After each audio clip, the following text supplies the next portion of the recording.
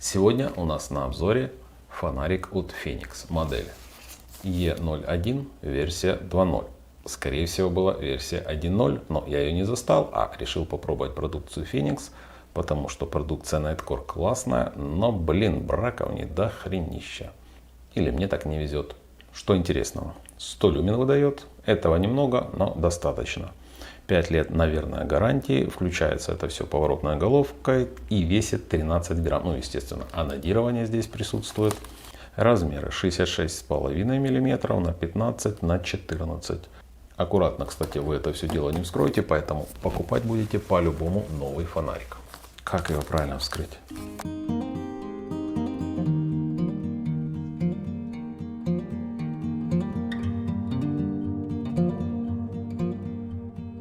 Та-дам! Получилось. Надеюсь, это не шнур. Инструкция к мини EDS Flashlight E01. Реклама. Гарантия. И вот такой вот комплект. Хорошо, хоть батарейку не пожалели. И даже щелочную. Как вы видите, здесь обычная тир-оптика стоит. Естественно, пластиковая. Попробуем включить. Включается с минимального режима. И вот какой-то такой вот цвет.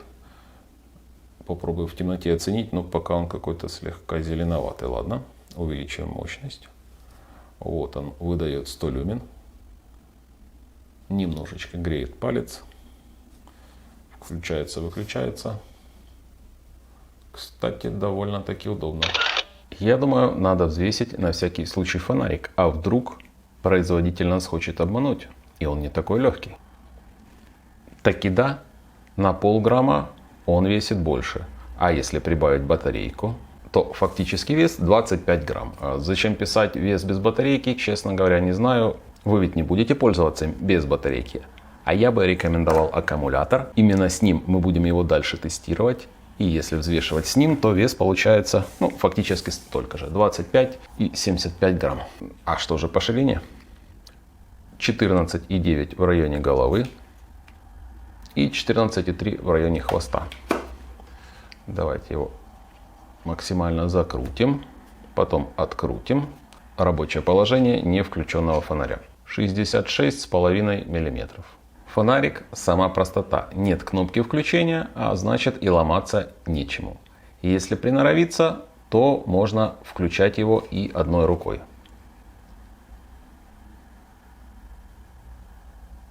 Можно даже данный фонарик включать нажиманием на голову. Вот так вот нажимаете, можете быстро перейти в третий режим и зафиксировать. Единственное, на холоде почему-то у меня он при вот таком вот переключении помаргивал. То есть он максимально мигал и включался в нужный режим. Возможно, фишка такая. Вопрос к производителю, почему его нельзя поставить на заднюю часть. Почему не сделать, как было в предыдущей версии, в виде треугольника. Почему нет встроенного магнита, тоже не ясно, так как довольно удобно его будет закрепить где-нибудь, где есть металлическая поверхность. Небольшие замечания к вот этим надписям. Зачем они здесь нужны, я, честно говоря, не знаю. Но наклейте наклейку, чтобы я мог отклеить. Зачем мне знать о том, что он может нагреться? Тем более он не греется. И основной вопрос, естественно, светит ли он 50 минут на максималочке.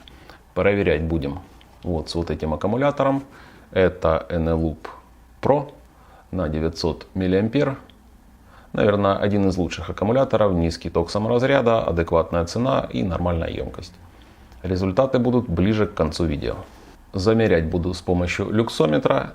Люксометром будет выступать телефон Mi Max. Как вы знаете, более старые телефоны имели встроенный измеритель яркости. На данный момент, к сожалению, зачастую такого в телефоне нет. Когда яркость упадет менее 30%, естественно, будем считать, что этот режим уже себя изжил, и останавливаем тест. Итак, смотрим, что у нас внутри фонаря. Плата выглядит довольно-таки симпатично. По центру, как вы видите, есть защита от перепутанной полярности. По бокам контакты, которые соединяют с этой частью фонаря. И, собственно, минусовой заряд переносят в бок, а плюсовой по центру. В задней части фонаря только пружинка. Это хорошо, ломаться нечему. Пружинка желтая, видать, покрыта каким-то покрытием для лучшего токопроведения или токопроводности. Какая же световая температура? А стоит здесь светодиод Cree G2S3. И, кстати, он может легко выдавать 300 люмен. Почему здесь 100? А нету турборежима на 300? Вот тоже вопрос. Ну, хотя бы минут на 10, наверное. Я, наверное, привык уже к этому свету. Он 6500 по заверениям производителя. Но вначале он мне почему-то отдавал зеленцой. Легкая зеленца ощущается. Почему так? Не знаю. Синевы не вижу, а вот зеленца какая-то есть. Видите, на голове вот такие продольные полосы. Это для того, чтобы было проще его закручивать, откручивать. Но я бы сделал более зубастую накатку. И вот когда вот так вот крутите, у вас даже при слабом нажиме не было лишних, скажем так, движений. Водозащита у данного фонаря IP67. Проверять ее смысла не вижу. Конструкция всего лишь из двух частей. По центру у нас идет силиконовое кольцо. И, в общем-то, в воде попасть туда не получится. Для дождя хватит. Воду уронить хватит. Захотите заняться дайвингом? Пакет вам в помощь. Шутка. Хватает ли 100 люмен?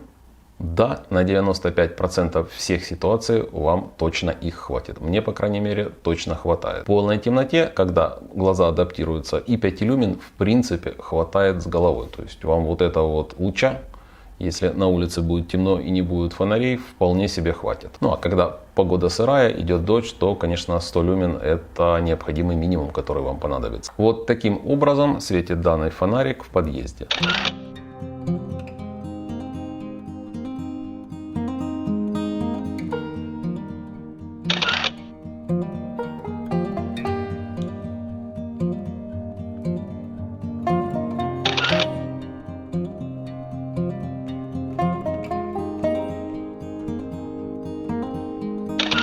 Длина около 9 метров, пол светлый, потолки светлые, света хватает с головы.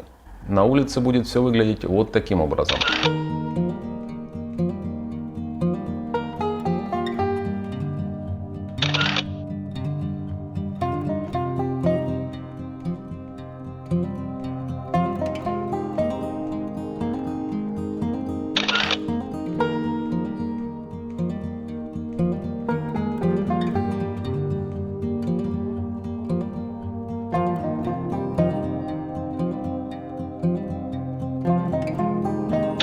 Около 10 метров до дома, высота дома где-то 25 метров. Если же будет боковая засветка, свет в глаза, то, конечно, от 100 люмен толку уже не так много.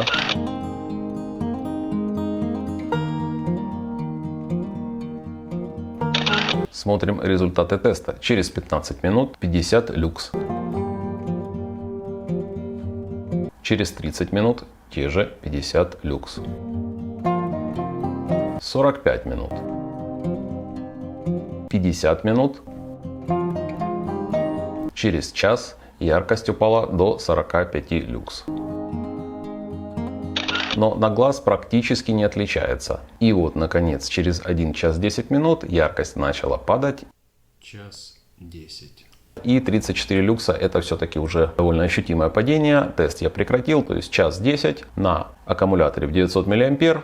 Данный фонарик будет светить. Почему-то производитель, когда пишет, что фонарик светит от аккумулятора, там, к примеру, 50 минут, не указывает, на какой емкости тестировалось. А это странно, ведь можно взять на 200 мА, а можно на 1000 мА аккумулятор. Я взял на 900 мА и показатели получились выше. Если отталкиваться от моих измерений, то в измерениях Феникса аккумулятор был 800-850 мАч, вот он как раз выдаст около 50 минут. На батарейках тестировать смысла не вижу, потому что уж очень большой может быть разброс.